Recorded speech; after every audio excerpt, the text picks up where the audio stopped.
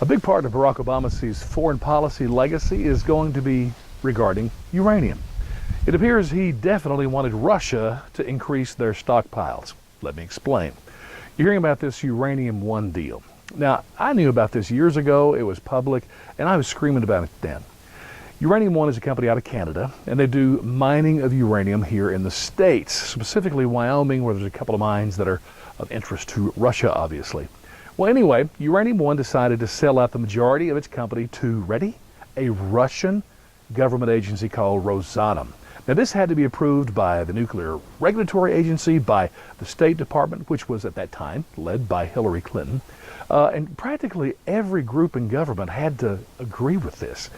And which brings me to the ultimate question is there anyone in Washington, D.C., or as we lovingly call the swamp, that would say, you know, maybe we should not be for our enemy Russia getting ingredients of a potential nuclear bomb? Just a thought. But they agreed to it. Now, the swampy part, the stinky part, comes after, because a part of this, at the same time, we see where Russia invited Bill Clinton to come to give a speech for $500,000 right in Moscow. At the same time, millions of dollars were given to the Clinton Foundation. Now, Republicans would say hundreds of millions. You know, Democrats say, no, only $50 or $60 was given. Bottom line, Russia donated money to the Clinton Foundation at around the same time. And then weirder still, I don't know if there's any connection to this, but Robert Mueller, you know, he's the guy that's the head of the special counsel investigating the Trump-Russian collusion.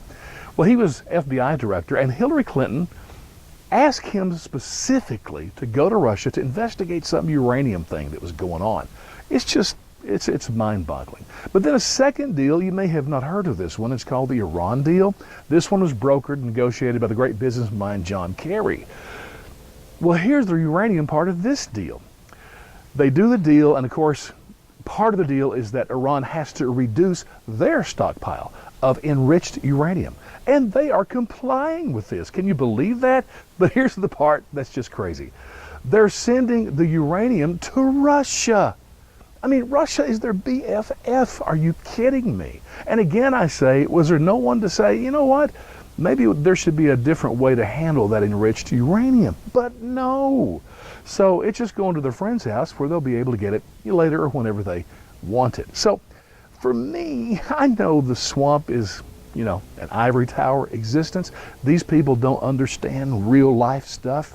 But I got to tell you, giving Russia the ingredients for a weapon of mass destruction that could be used against us, I think that's probably a greater threat than some hacker getting into an election box somewhere. So I'd love to say to Trump, you know, the next time you do a deal, say with Mexico, maybe if a part of that deal is sending uranium to Russia, you should say no.